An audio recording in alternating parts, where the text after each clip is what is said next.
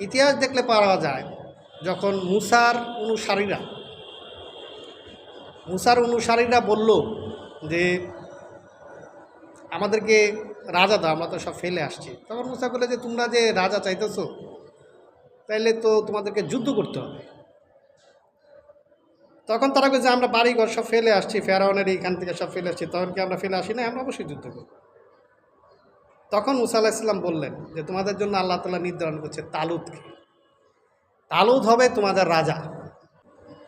তখন তারা বলল যে তালুত যে রাজা হবেন, তালুতের তো আসলে এরকম কিছু নাই, সে কেমনে রাজা হবে?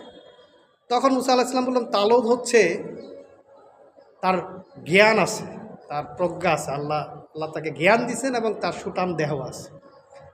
অর্থাৎ আল্লাহ তাআলা একটা চয়েস দিছেন, সেটা হচ্ছে যাকে আল্লাহ নেতৃত্ব দিবেন, রাজা বানাবেন, তার দুইটা কমন গুণ থাকতে হবে, সে হচ্ছে জ্ঞানী এবং সুস্বাস্থ্যের অধিকারী, ফিট। তো এইটার আবার জ্ঞানী কেমন জ্ঞানী, জ্ঞানেরও অনেক ধারা আছে। সে কি মন্দ জ্ঞান চর্চা করে কিনা অথবা সে ভালো জ্ঞান চর্চা করে না সেটা দেখার বিষয় আছে। সুস্থতা বলতে এখানে শারীরিক মানসিক সুস্থতার বিষয় আছে, সুস্থতার বিষয়গুলো আছে। তো তো তখন যখন তালুত যখন রাজা হইলেন, তখন যুদ্ধ করতে যায় একটা নদীর সামনে।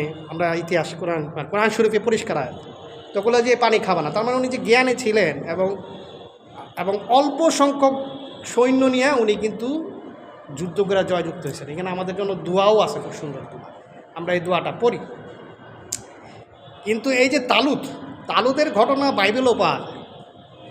এই তালুতের আরেক নাম আছে, যেমন তালুত যে রাজা হবেন সেটা বাইবেল থেকে দেখলে পাওয়া যায় যে তালুতের কিন্তু বংশ পরম্পরায় কিছু ছিলেন না, মানে নর্মাল একজন মানুষ ছিলেন। উনার একটা এখানে পাওয়া যায় উনার একটা গাধা হারাই গেছিল স্যামুয়েল রাজ্যে। ওই গাধাটা খুঁজতে যায় ওই সময় স্যামুয়েল রাজা, উনি একটা উত্তরাধিকারী খুঁজতেছিলেন যে এই দাগের ভিতরে বা এই জায়গার ভিতরে এসে যদি কেউ দাঁড়ায় সেটাই হবে ঈশ্বর প্রদত্ত এবং সেই হবে এ রাজ্যের রাজা। মানে বাইবেলে আছে এটা তালুতের যে রাজা হয়েছে সেটার বিষয়টা এইভাবে আসছে।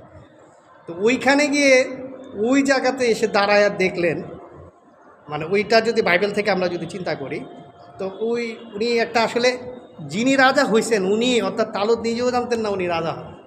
আবার বলা হয় যে তালুতকে ওহি করছিলেন যে তুমি যাও, ঠিক আছে, বাইবেলে পাওয়া যায়। তো উনি ওইখানে গেলেন এবং ওই জায়গায় ওই দাগ যখন ক্রস করলেন বা ওই জায়গায় যখন দাঁড়ালেন, তখন তালুত এই রাজ্য পায় এবং তালুতের আন্ডারে দাউদ আলাইহিস সালাম যুদ্ধ করেন, জালুতকে হারায়।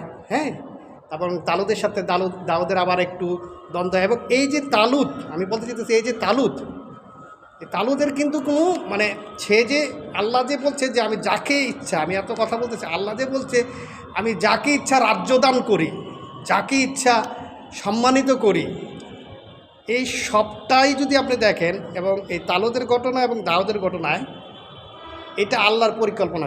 এখানে একটা বিষয় হচ্ছে কখনো কখনো জনগণ চায় আল্লাহর কাছে যে আমরা এরকম কিছু চাই, আবার কখনো কখনো যখন আল্লাহ দেখতে থাকেন যে যেমন মুসা আলাইহিস সালামের ঘটনা যখন টর্চার হইতেছিল তখন আল্লাহ তাআলা সিদ্ধান্ত নেয়। তার মানে যাকে ইচ্ছা রাজ্য দান করি এবং যাকে ইচ্ছা সম্মানিত করি, যে বিষয়টা এটা এই তালুতের ঘটনা। এবং আপনি এই জালুত মানে তালুদের যে ঘটনা এইটা যদি আপনি বুঝেন এবং বাইবেলেও যদি দেখেন যে আসলে উনি হুট করেই একজনকে আল্লাহ তাআলা সিলেকশন করছেন এবং এটা আল্লাহ তাআলার পরিকল্পনা মাফিক। রাজাও আল্লাহ তাআলা এইভাবে নির্ধারণ করেন এবং যাকে ইচ্ছা তাকে সম্মানিত করার যে বিষয়গুলো, এই সব কিছু আল্লাহ তাআলার নিয়ন্ত্রণের বিষয়।